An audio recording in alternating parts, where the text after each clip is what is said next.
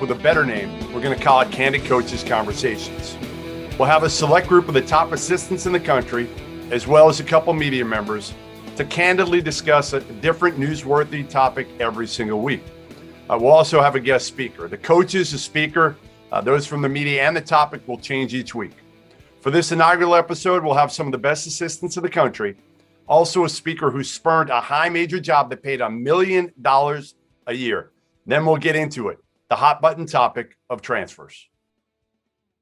The first person that I wanted to have on for multiple reasons, because I want him to be a part of this, but also I think his story is interesting to say the least, is Oral Roberts' assistant, Russell Springman. I've known Russ since, Russ, when did we first meet? Long time. Long I just time know ago. it was Kingwood. Long time ago. Probably when I first got into this thing. And, he's had kind of a roller coaster ride. And when I asked him to speak, I did a story on him a few weeks ago in Indy.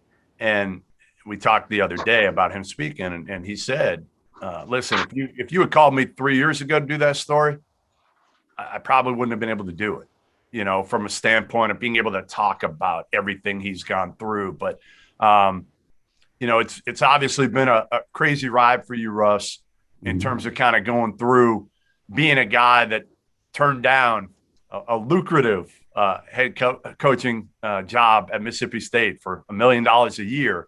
And now people look at you, oh, he's an assistant at Oral Roberts. How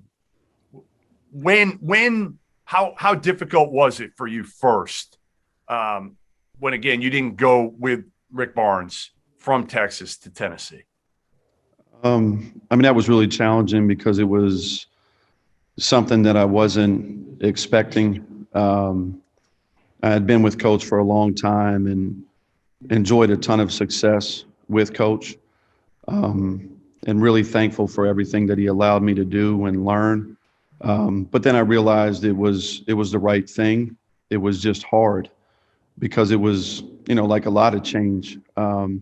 It's necessary, but it might not always be what you planned on.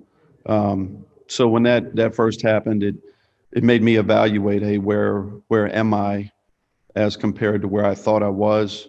And there were layers to that. The initial part was the decision to not take the Mississippi State job, and that was the real reason. Coach always wanted guys that wanted to be head coaches. And I understood, as a little bit of time went on after that decision, that's really what Coach had always thought and focused on. So then when the opportunity presented itself, that's the decision that he made was, hey, I want somebody else to be able to benefit from the same opportunities that you've had. And I, again, I'm thankful for that. It was a change, that I just wasn't necessarily thinking about, but it was the right thing. Again, for people that don't know your background, you helped build the program at Texas under Barnes. You recruited some really, really good players, Kevin Durant, DJ Augustine, Damian James. Then went from there to San Diego for a couple of years. Mm-hmm. Then did a year with Sam Presti as a scout at Oklahoma City with the Thunder, and have been at Oral Roberts the last couple of years and done a heck of a job over there, obviously, helping Paul Mills get that program to where it was this past year. I really, honestly, more than anything, like to open up to you guys to ask Russ anything. Because, for me, I spoke with him. We talked for about 2 hours. So I know his story. I think it's probably more important for you guys to ask him some questions because, again, this is a guy who was in a position to get a high major head coaching job and didn't.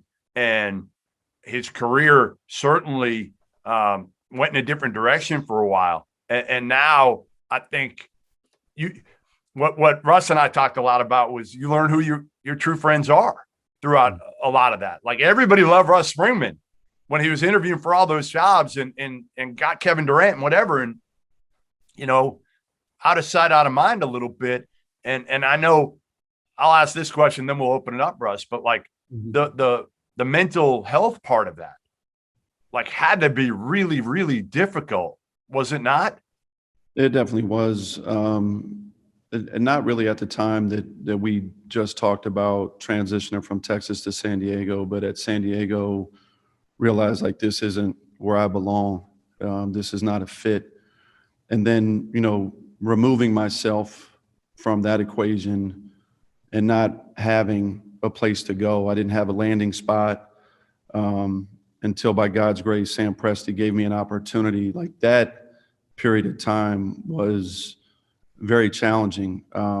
Took a toll on my marriage, took a toll on me as a father.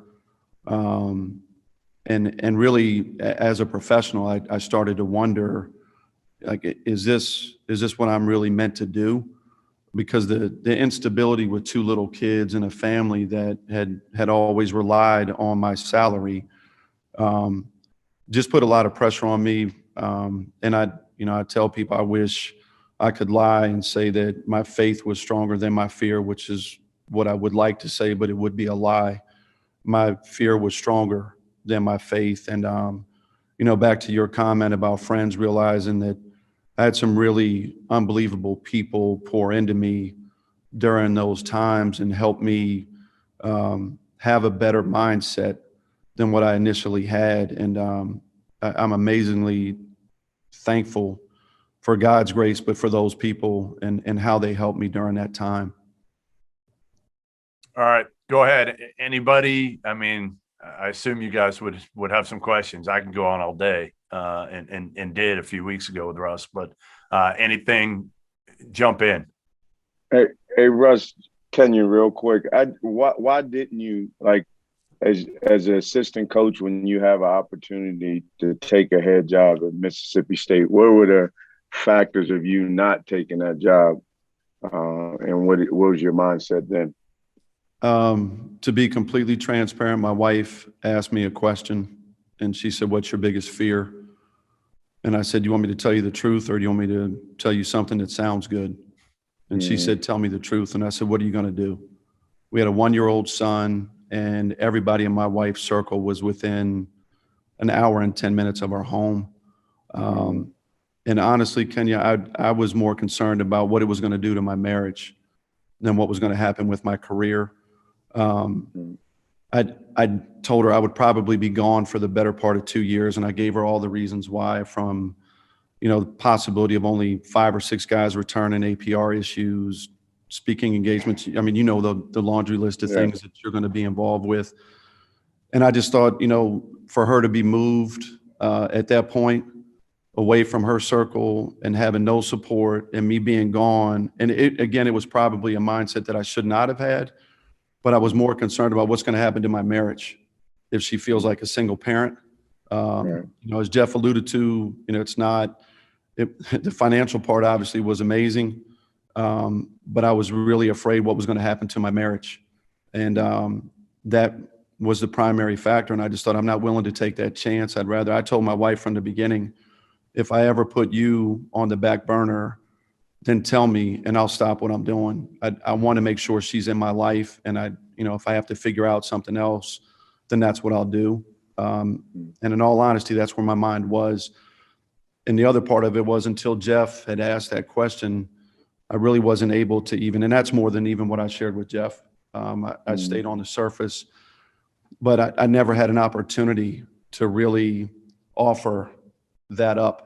And part of that, really a large part of that, was simply on me, right? Like, I wasn't comfortable being that transparent and that vulnerable, but it wasn't about the opportunity. It wasn't about coaching. It was about my wife. And not even her, but where I thought we could end up being as a married couple. And I just didn't want to take that chance at that time. Now I would, because, we're in a much better place as a husband and a wife, to be honest. We've got 2 kids. Not that we've figured it out yet, but I hope we're better than we were when we started. And we've moved. So they're like, all the potential variables that we would potentially had questions about are gone. But the biggest thing was the strength of my marriage. So, that's just being honest. I appreciate you sharing that, man. Yes, sir.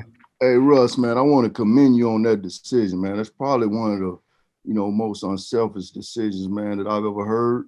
Thank you. And I assume that was the job that Rick Ray got, Yes, sir. that I was a part of, man. And I tell you, I sat there for those 3 years, man, and that was probably one of the toughest experiences I had in basketball my whole life. And I watched Rick, struggle with his marriage, that whole time, and even after that, when he moved to SEMO, Really? still struggle. And they're finally at Colorado getting themselves back together. But your concern was real, man. Thank And, you. if your family is the most important thing to you, you made the right decision, brother. Thank you. I appreciate that. Russ, I second that emotion. Yeah, I mean, I think we all do. I mean, we all do, because we all wish we could make that decision, right? And it's hard. I mean, you guys, especially, you're thinking of that first job, and that first job is an SEC job, making $1 million a year. It's not, it's not some job where you're taking a pay cut. I mean, this is like the job that you've worked for. So I'm with you, man. Like I think it's something that, and I talked to your wife for a while. I know it wasn't easy for you guys, but I think, again, you're in a much better place now because of it. Thank you. Thank you. This for all of us. I think the lesson, like it's changed. Like I Scott, I mean, we obviously had some crazy things we had to go through when we first got here. And one of the things that he did is he brought in a marriage counselor twice a year to meet with our staff and our wives. And he brought in parenting experts from our community and outside, and they would meet with us, and we talk about where our kids were at certain ages. But Coach really invested in us as a staff so that we could make sure things were okay at home. Now, obviously, people give great advice all the time. You got to apply it. But because he was willing to do that, it gave us some tools in order to help at home. It showed that, our wives that he cared about the whole family. And so everybody on here is going to be a head coach at some time. And you're going to want those dudes to grind for you the way you grind for somebody else. But if they can't do it, if things aren't right at home. And that's the responsibility of the head coach, is to help his staff have things right at home so that they can in turn help him achieve what he wants to achieve. But Russ, unbelievable, man. I didn't know. I'm here at Baylor and Russ turns down Mississippi State, and you're like, man, what the heck is going on? And when I heard it really convicted me. And because of the thoughts that's in my head, the judgments that shouldn't be there. And so, man, we're very thankful that you shared that story, because it impacted a lot of lives, mine included. Thank you. You should talk, honestly. I mean this, Russ. They should have you talking to people, coaches, young coaches in the industry about that. It would, because again, most of the guys on here are a little bit older, but when you're younger, I know Kenya looks like he's 25 still, but again, when you're younger, all you're thinking about is yourself, right? I mean, like, let's face it. I mean, I know I still am to some degree, but Russ, to make that decision, like, to me, you can impart so much wisdom on the younger coaches of like, hey, I did it, and you know what? It was better for my family. It was better for me. And again, I know at the time you might not have been thinking that, right? At the time you might have had some regrets, but now you look back on it, and you told me this a few weeks ago, like, you have no regrets. No, I don't have any regrets. Excuse me. I think when people have asked, like, hey, what do you think about a particular situation? I've always started with, what quality of life? How do you define your quality of life? And it doesn't make one line of thinking right or another wrong. And some people certainly begin with the career, and everything else follows. And again, that's not a wrong way of thinking. But I do think there should be a balance accordingly, between a certain financial reward for the job that you're doing that allows you to provide and protect your family. I just was in a situation where I felt like I was in a good position. And again, my family was the primary concern, and that's really where my quality of life began. If anybody had approached me about a job, and we had a conversation about a different job that was available at that time, and it was the College of Charleston. And I had mentioned even before I went to interview for Mississippi State that I would have wanted to be involved at the College of Charleston, and I had my reasons why. But a part of it was the quality of life that I thought my wife could have there as compared to a different location. I just thought it might have been a better fit for her and make that transition a little easier. It's not the SEC. It certainly wasn't the same salary, but I thought back to quality of life and balancing those dynamics, it would have been better for us. But I mean, I would love to be able to talk to people, it really just in an effort to try to help. I mean, look, there's plenty of people that thought I was crazy, still do think I'm crazy for making that choice. But, you know, I tell people openly, like my wife's 8 years younger than me. She's got olive skin and green eyes. It's the best recruiting sign I've ever had in my life. And I'm not losing her. You know, I'm not doing that. All right. Well, listen, we appreciate you being as honest and open as you've been. Really do. And I know a lot of these guys have your number, but I'm sure they'll reach out to you. I want to pivot a little bit. I want to start with a couple of the more mid-major guys on here with the transfer portal and just everything that's going on with transfers. So we'll start with Steve because I want to get your mind off this interview anyway. Upcoming. No problem. Interview. Russ, I really appreciate what you said too, by the way. I've worked for guys that have worked with you and they speak highly of you, man. That was good stuff. Go ahead, Jeff. Steve, you've got a team coming back that I got ranked in the top 25 preseason. Everybody knows how hard a job it is in Olean and the job Schmitty and you and the rest of the staff have done there. But how much do you worry? Because you had your whole team coming back. You do right now in terms of your starters. You've lost a lot of the other kind of ancillary pieces right now to transfer, but you've kept the starting group together, and they're all going to be seniors. How much do you worry even now?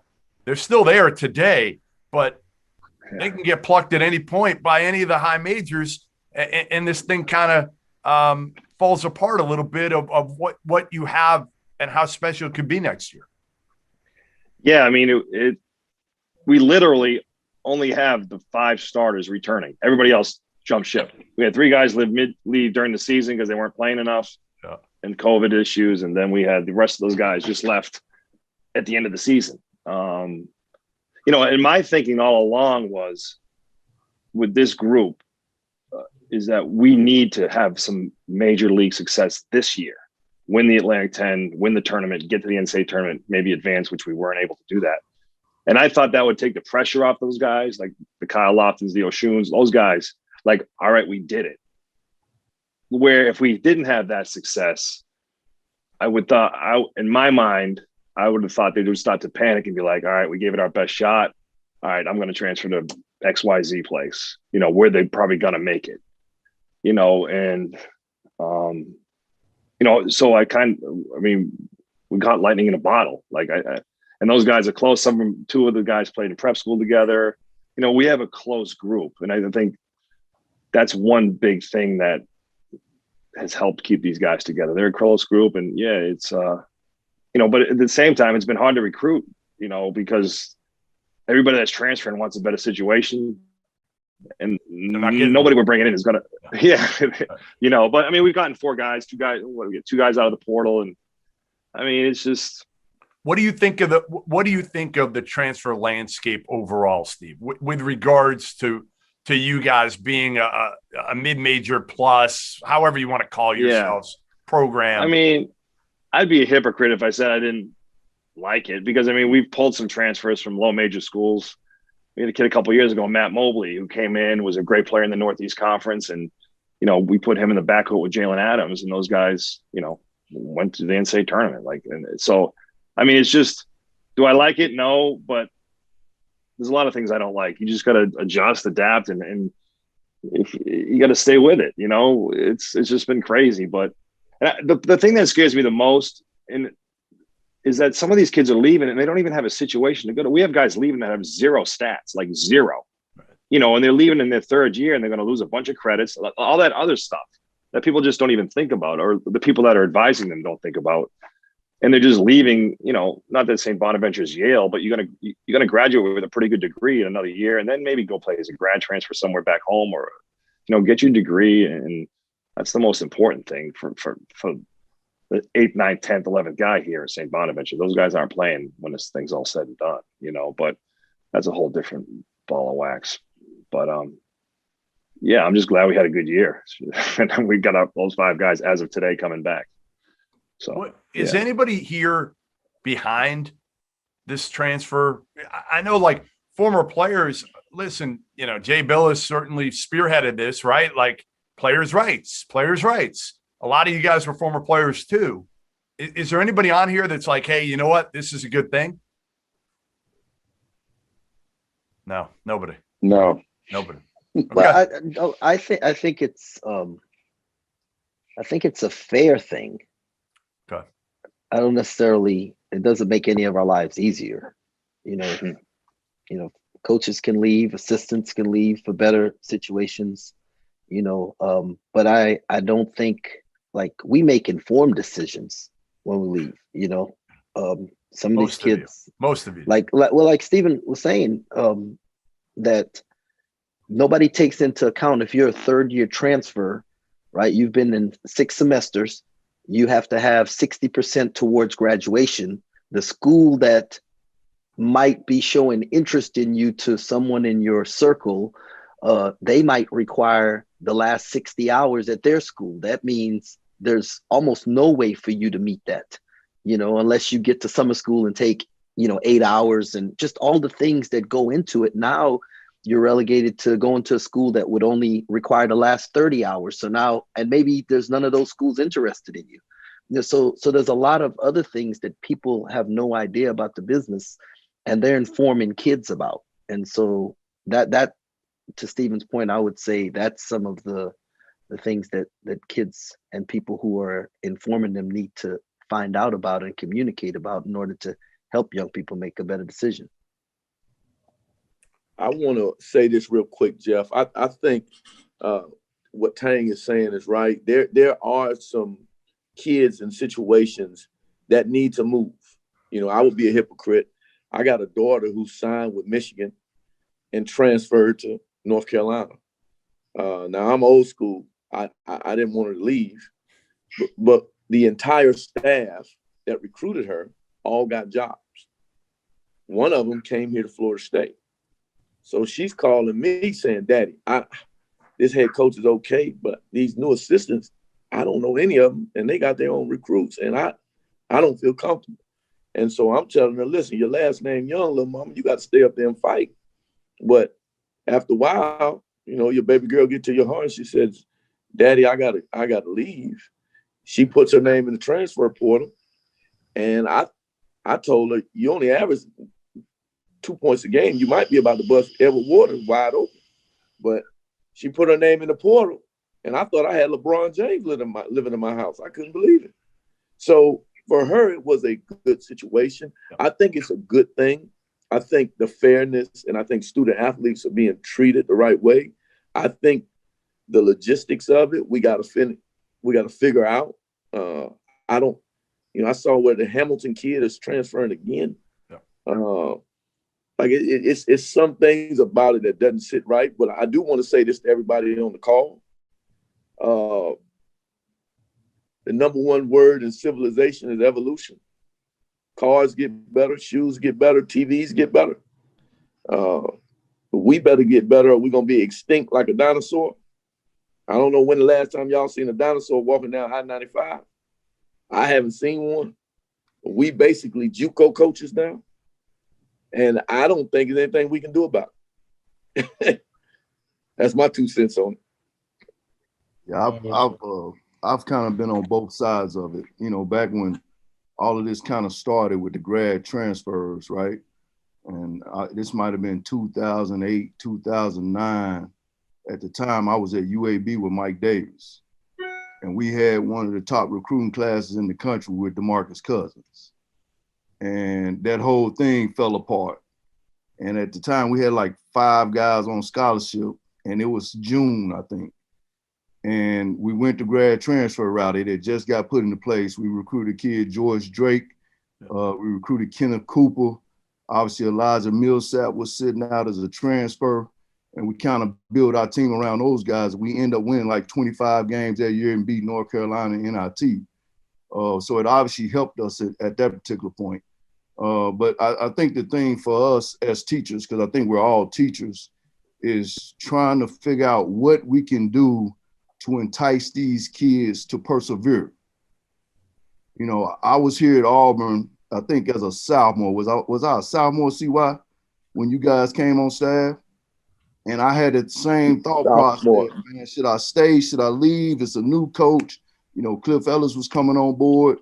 And if I would have had the opportunity to leave without having to sit out, I probably would have left. But because of that rule, you know, I stayed here at Auburn, and, you know, I ended up being a really good player and having a chance of being a pro. You know, it all kind of worked out, but there's so many kids and parents out here right now that don't want to fight through anything. They don't want to persevere through anything. They don't know adversity, don't know how to, what are we teaching our kids? And for us, I think we got to find a way to kind of, you know, entice these guys some kind of way to stay and fight through something, you know, some kind of way. I don't know what that is. I don't have any answer, but I think that's a thought process that's got to happen from this point forward. I want to say this real quick. I pick it back off Coach Flanagan, CY. I go back and forth with it. I'm old school, man. I was raised by my grandparents, OGs, where you finish what you start. You don't run from adversity, no matter what it is. There is no way I would have left Perry Clark. No way. When I was at Tulane, man, I wasn't leaving. It's just, you know, to me, and I'm different, but to me, leaving you was a failure. To me. And I go back and forth with it. Now I'm looking at some of these kids, man, and you know, you gotta be loyal, you gotta be a soldier, you gotta finish what you start. To be honest, man, these kids are different, you know, and trust me, I struggle with it, man, because I don't have this generation, I don't have that characteristic in me. And I fight with it every day. These kids have opportunities, man. I'm just telling you, kid went to my high school. Y'all might all know him, DJ, leaving Coastal Carolina. And I'm just telling you, man, the amount of coaches that have reached out to me, it's been unbelievable. You know what I mean? So I'm looking at this kid like, hold on, man, this dude at Coastal Carolina, and he got the who's who calling him. How could I be? Who could be mad at him? Can't. Who could be mad at him? This dude got, hey man, everybody. When I say everybody, I mean everybody. And I'm like, I can't be mad at him. I don't feel what you're doing. I don't like what you're doing, but I understand, man. Two things. The problem I have is the high major dudes trying to jack us. I ain't with that. I ain't with that. I didn't get into coaching until I was 35, so I ain't never been jacked in my life. And then they trying to jack me without a gun, that ain't happening. So I got a problem with that. The high majors jacking dudes. And then the second problem I have is if everybody got such a big problem with it, and if coaches against it, how about stop taking them? How about stop taking transfers? Period. Across the board, all coaches, let's come to a halt and say we ain't taking none of them. Then what? You know what I mean? We control the narrative, but if dudes ain't willing to do that, if you still gonna have some snakes that, you know what I mean, want to take it to make their program better and do what's right for them instead of what Coach Springman did, you know, being the soldier that he was and do what's right for his family, let's not complain about it. Let's do what CY said, man. Let's figure it out and I'll figure out how to do it. You know, but if we ain't gonna do that, you know what I mean, you know, what are we really complaining about? There's nothing to complain about. Figure out how to do it and keep it moving. Now, listen, Jeff, this is the last thing I'm going to say, and I'm going to be quiet. Now, I'm done. But I got to say this because I love addressing the elephant in the room. And I'm glad we got the young Thundercat Wade on here because I'm glad he said what he said. Number one, Wade, it's some low to mid major guys that's jacking D2s left and right. So I don't want to hear it. And number two, I don't rock like that. and number two, the elephant in the room. Tang is sitting there with a national title because Davion Mitchell left Auburn and went to Baylor. Now somebody got to talk to me. And I begged him to stay, and it was my first week on the job. I was begging him to stay. CY. Hey, not just Davion Mitchell, Maceo Teague, Adam Flagler, Jonathan Chama Chachua, and Jared Butler started at Alabama and then left. So, but yeah, every one of those dudes had to sit a year before they could play. Okay? It wasn't, hey, come over here and play for us. They had to sit a year, and that sit a year made a huge difference. Yes. Okay. And so, I mean, today it's a whole different story. Now jokers want to come transfer because they saw what happened to somebody else. And wait, we don't have to jack. People are calling us. Okay. And it's like, are they in the portal? Like it's, I mean, that's just is what it is. But nobody wants to sit that year. And nobody wants to put in that time that you put in order to be able to perform at the level that some of these kids performed at. And so, I mean, so what people don't realize, Tang, literally, you've got AAU coaches, you've got calling you. Yeah. Not even in the portal right now saying, hey, if we go in the portal, are you interested? Yeah. That is a fact. Wow. I mean, in fact, I got three of those calls today. Yeah. It's crazy. I think it all goes back to your relationships with your guys, man. You got to have strong relationships with your guys to making sure through the tough times that, they trust what you're saying and they believe in you and going through the process of waiting their turn. And again, because the rule has changed where you can go and play right away, they're questioning that. But it goes back to who you recruit. And I just think I'm not going to change in that regard, because I think that's the most important thing for me is building that relationship with the people that are surrounding that kid to make sure that they understand, just the whole process of it. So I know that wasn't a point of what we were talking about, but I think that's important, but it's true for us. Yeah. But even if you have a great relationship with a kid, I feel like sometimes it's not going to matter at the end of the day, right? Like, especially if you're a mid-major. I mean, with Trace, somebody like that, it might be different because if he's leaving a high major situation for another high major situation. Where's he going that he's going to get more touches, right? But like the kid from Coastal Carolina, that's a different dude. Cliff Ellis might have had the greatest relationship in the world with him. But ultimately, for him, it's, hey, if I got a chance to play, on TV every day, how do I not take that? Yeah. To me, the person who could probably that didn't happen. Hey, to me, the person who could really speak to this is Russ, because Russ and them just went to the Sweet 16. Yeah. They got multiple studs, right? And so, Russ, what is it that y'all did? I mean, because your core is there. No, I mean, Coach Mills better than anybody, and I think his top priority every day is our players and the relationships with the players. So I think, back to what Kenya talked about, we've been blessed to have guys that's important to them. I mean, it's no secret Max has been recruited by other high major programs for months, before we were probably even into February, that stuff began, which back to what Wade said, I think that's wrong. I don't agree with that. At the end of the season, if the kid wants to do something to see if he can play on a quote unquote bigger stage or at a higher level, then I do think they deserve that opportunity to evaluate, hey, what's best for me at that time. But the recruiting of a kid who's currently in a program, I just think that's wrong. And I think we're doing each other a disservice by by doing it. And I understand, like at the end of the day, you got to win in order to keep your job. I get that, but I still think right is right and wrong is wrong.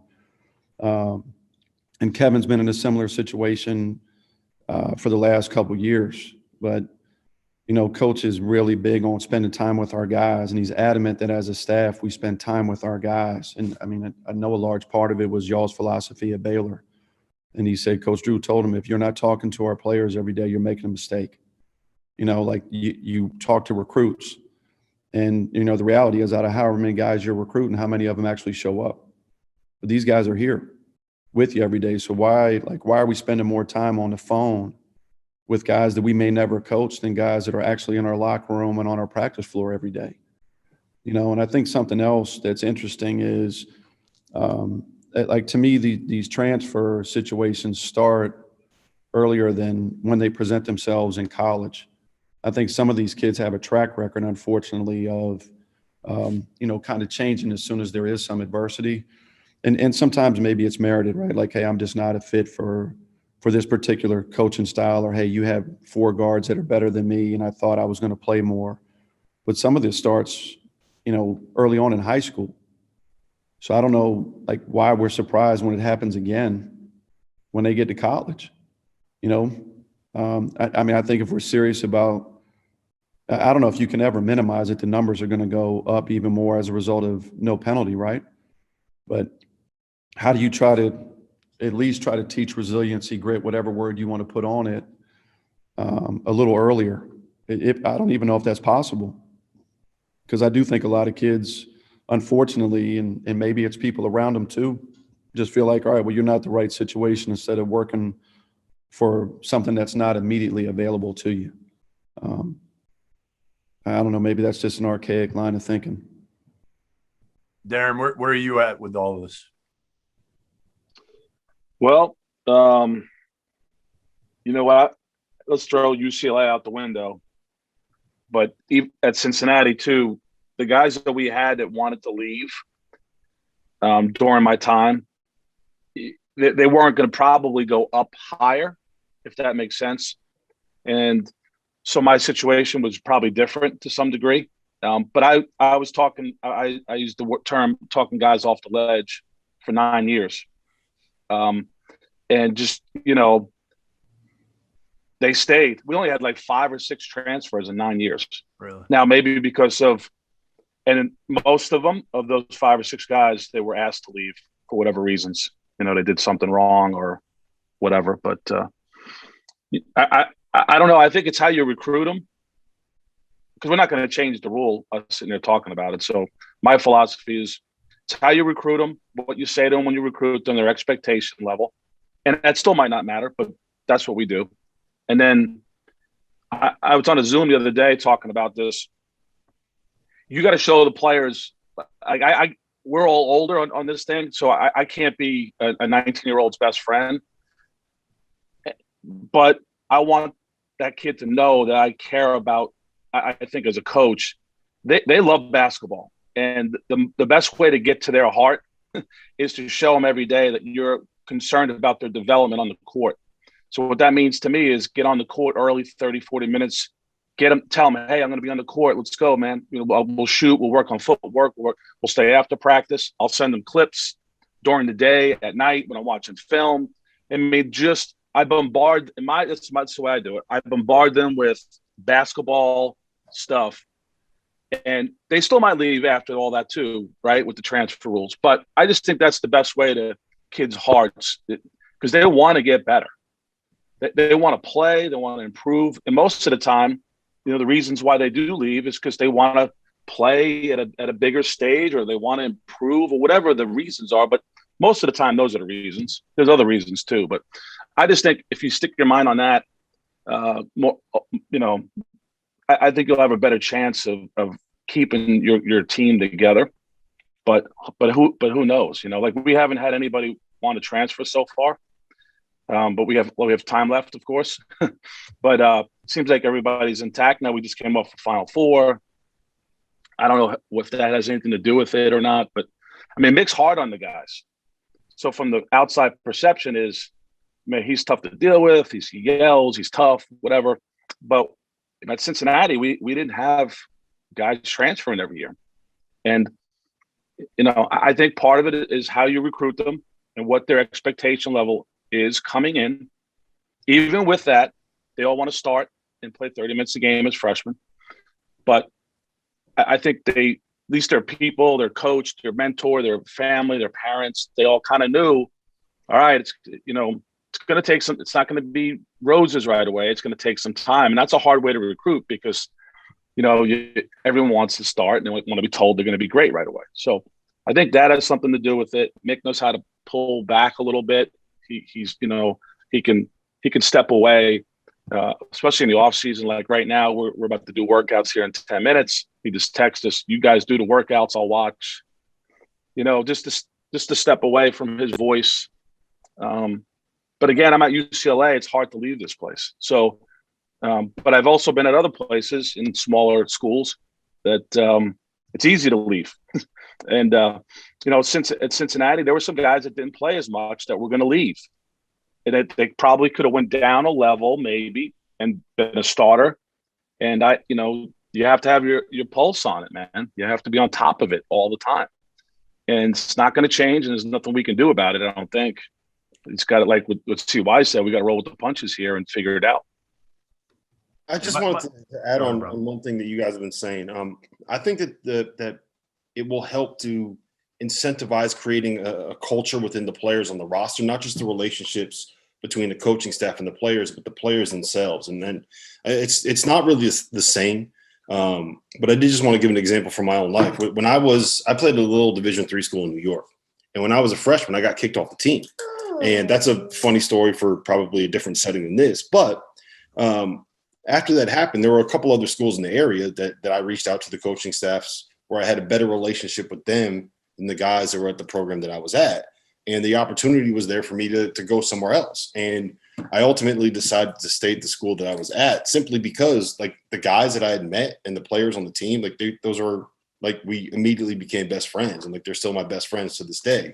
Like, we have a group chat of 15 guys that were on that team at the time that's still going, like, every single day. And I think being able to kind of develop that is something that will help keep players around, right? And sorry, that's my daughter. But it's different at the Division III level than what you guys are obviously at. And obviously this was 15 years ago, but sorry guys. But I do think that it would help making sure that the guys don't want to leave because they don't want to leave the experience they're having with the people that are their friends, if that makes sense. Yeah, I would think it's not something I thought about a lot, but you're right. Like if you have a really close knit team, right? It's not just about leaving the coaching staff; it's about leaving your boys. Jeff, I want to say this to everybody on the call. The good thing about the transfer rule, the good thing about it is it does put pressure on the coaching profession to operate with a tremendous amount of humility. It puts pressure on the coaching profession to treat these kids with love. The guys who struggle with this rule have a lack of humility. And I have a problem with that with some of the guys in this coach. Some of these coaches in our profession, and I think every guy on this call will agree, some of these guys in this profession, they are convinced that they're Martin Luther King. They think they're Nelson Mandela. They think they made the cure for cancer. All you do is coach basketball, and you don't have a right to treat these kids or the people that work for you like peasants. And I think that's the great thing about the rule. If you look around, a lot of the guys who are struggling with this rule are guys who operate with a lack of humility. So I do like that about the rule. I hope I make sense. Do I make sense to everybody? Yeah. Great point, man. Great point, CY. How much you guys think here, and we'll wrap here in a little bit. But as much as I struggle because I feel like, yes, for the kids' sake, it's good for them to have this freedom, right? And I know a lot of them are going to make mistakes, even with this freedom. But on the flip side, for me, I'm terrified of how poor the play is going to be in college basketball next season, and especially early on in the year. I think it's going to be awful. Like, I think every team, if you look at the average turnover on every team, it's probably going to be more than 50%, if I had to guess. So, like, how is this? And I get it. Again, you're balancing, right, what's good for the game and good for the kids. I don't know how you balance it, but I just think, again, it's going to be really ugly watching college basketball. And somebody, and I don't want to call him out, but somebody like Jay Billis, who was so in favor of kids' rights here. Well, he also hated when the quality of play sucked a few years ago. And I think you may have that again. Yeah, I say something, Jeff. Like, my biggest concern, I'm interviewing for a low major job. If I get this job, if I'm good, I'm going to lose my best players. Let's be honest. Like, so do I want to dive into something like that? And I'm going to become a JUCO coach, basically, and I can roll with it, but like, it's scary. It's really scary. I'm not getting a high major job and right now. So I got to go to a low major school to try to retain players, to recruit talent, and to keep them there in order for us to be successful. And that's, I'm struggling with it. It's not like I'll be, hopefully I get a chance to get the job, but then like, do I really want the job? You know what I mean? It's like, those are the things that it's like, I think in 10 years, 15 years from now, is going to be the big boys, the Power 7, and then everybody else is going to be Division 3. Why spend the money? Why put kids in school? Like, the Hartford situation, that's out of control. It's scary. The low to mids. I'm in the Atlantic 10 right now. I think that's going to be the bottom level, and then everybody up from there. You know what I'm saying? That's how I see it evolving. Hey, Steve, I told Mills when he got the Oral Roberts job that he should treat it like a JUCO and just recruit the most talented kids who maybe aren't physically ready yet, and tell them, look, I'm going to play you. You're going to put up numbers. You're going to do all these things. And then I'm going to help you get to the best high major spot. But in those 2 years, love those kids so much that they don't want to leave. And I mean, I don't know if he listened to me, but it's worked out. It's working. Yeah. Appreciate that. Yeah. That's a great point, Tang. And I think, everybody has some concerns and everybody's going to have some issues. The issues are going to be different. Guys like us and Baylor and Indiana and UCLA and Florida State, our issue is going to be, okay, the really good players, they're going to go pro. We've lost, 2 years in a row, we've lost guys that we thought would at least be here 2 years, and they've gone. All right. And then on the back end of it, you're going to lose, player 10, 9, and possibly 8 because, they're not playing as much as, they want to come into this high major situation. And so, we're going to play 9 to 11 guys, each and every night. Like our roster and the way we sub is not going to change much. But yet and still, this year, we still lost 3 guys to the transfer portal. And 2 of them were starters that averaged 25 plus minutes a game. And so that's hard to explain, but, I just think that that's where college basketball is going now. And it's not going to be, anything that much that we can do besides, support those guys and, try to put the best roster you can out there each and every year and try to win as many games as you can, Hey, can I piggyback on that, Wes? Because we were just talking about that as a staff. Like, what's the new recruiting model moving forward? As far as like how many kids you bringing in 22 that are young kids, and then how are you going to recruit from the portal? Because you're going to have 3 guys that may leave, 2 guys that may leave. Like, what does that look like moving forward? You know what I'm saying? Because each year it's going to be like, for us right now, we have a full roster that everyone could return next year, but we know damn well at least 3 or 4 guys are going to be gone. Right. So it's like, okay, now how do you recruit to that? you know. So the recruiting landscape is crazy right now, man. And anybody got any suggestions on that, let me know. Kenyon, we went into it this year with the youngest team in college basketball. Like, to be honest with you, Bruce Pearl hadn't really been in the portal much since I've been in here. We hadn't lost a lot of guys. We lost Davion Mitchell. Obviously, you know, he didn't want to play second fiddle to Jared Harper, so he left. You know, he made the best out of his situation. But we went into it this year. We didn't recruit no transfer guys. All freshmen and sophomores. You know, we knew we would probably take a little bit of a whooping this year, but we were thinking we would have this whole team back this year and be ready to make a run. Well, you know, we sitting there in the spring and we got 6 scholarship guys out there in workouts after our season was over with.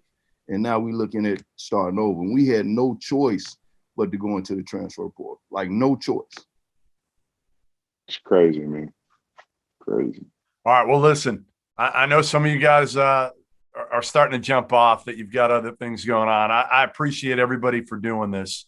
We got to come up with a name for the series, Siwa. We got to come up with something, you know. Dauster's better at that stuff than I am. So we'll come up with something. But listen, I appreciate it. All you guys for being a part of it. It was great. Russ, thanks for coming on and spending some time talking about your story. I think, again, it was enlightening in a lot of ways for people. Again, enlightening in a lot of ways, you know, and I think a lot of people have a ton of respect for you for putting your family first when most of us haven't done the same thing. So a lot of praise to you for that. And again, we'll do this again soon. All right. So thanks for coming on, Savino. You look much better in that. You look like you're ready to go. Thank you. I'm ready to go to practice. Let's go. There you go.